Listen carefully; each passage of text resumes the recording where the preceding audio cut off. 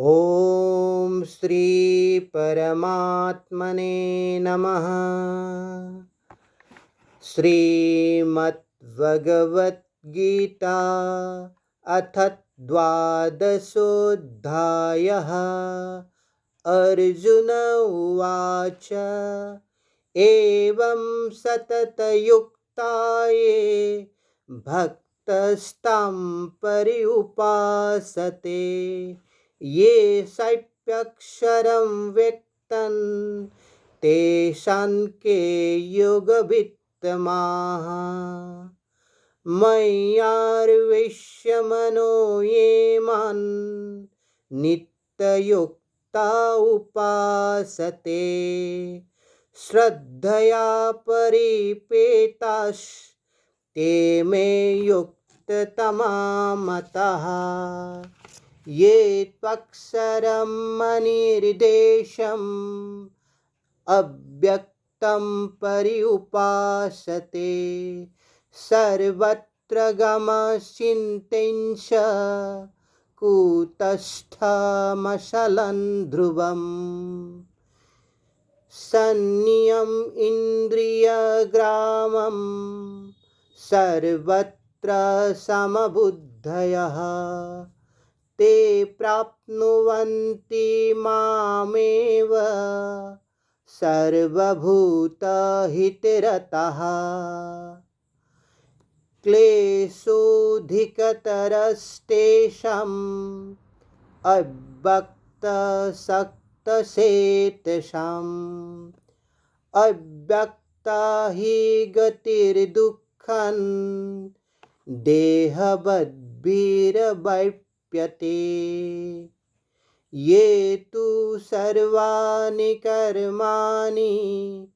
मयि सन्न्यस्य मत्परः अनन्येनैव योगेन मां ध्यायन्त उपासते तेषामहं समुद्धर्ता मृत्युसंसारसागरात् भवामि न चिरात् पार्थ मय्यावेशितचेतसाम् मय्येव मन आधत्स्व मयि बुद्धिं निवेशय निवसिष्यसि मय्येव अत ऊर्ध्वं न संशयः अथ चित्तं समाधातुं न शक्नोषि मयि स्थिरम् अभ्यासयोगेन ततो मामिच्छाप्तुं धनञ्जय अभ्यासेऽप्यसमर्थोऽसि मत्कर्म परमो भव मदर्थमपि कर्माणि कुर्वन् सिद्धिमवाप्स्यसि तथैतदप्यशक्तोऽसि कर्तुं मद्योगमाश्रितः सर्वकर्मफलत्यागं ततः कुरु यतात्मवान् श्रेयो हि ज्ञानम् अभ्यासात् ज्ञानान् ध्यानौ विशिष्यते ध्यानात् कर्मफलत्यागः शान्तिरनन्तरम् अद्वेष्टा सर्वभूतानां मैत्रः करुण एव स निर्ममो निरहङ्कारः समदुःखसुखक्षमी सन्तुष्टः सततं योगी यतात्मता दृढनिश्चयः मय्यर्पितमनो बुद्धिर्यो मद्भक्तः स मे प्रियः यस्मान्नो द्विजते लोको लोकान्नो द्विजते शयः हर्षामर्षभयोद्वेगैर्मुक्तो यो सशमे प्रियः अनपेक्षः सुशिर्दक्ष उदासीनो गतवेथः सर्वारम्भ परित्यागी यो मद्भक्तः स मे प्रियः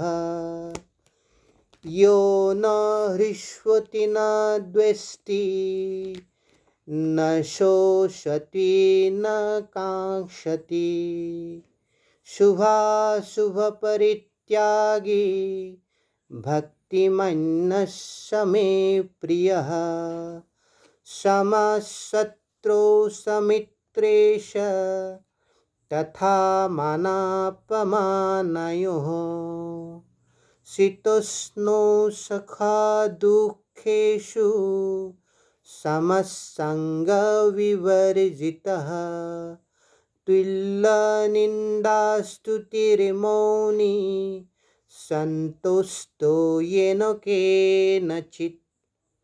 अनिकेतस्थिरमतिर्भक्तिमान् मे प्रियो नरः ये तो धर्मामृतमिदं यथोक्तं पर्युपासते श्रद्धाना भक्तास्तेतीव मे प्रियः ॐ तत्सदिति श्रीमद्भगवद्गीतासु उपनिषत्सु ब्रह्मविद्यायां योगशास्त्रे श्रीकृष्णार्जुनसंवादे भक्तियोगनाम द्वादशोऽध्यायः। ॐ श्रीकृष्णार्पणमस्तु।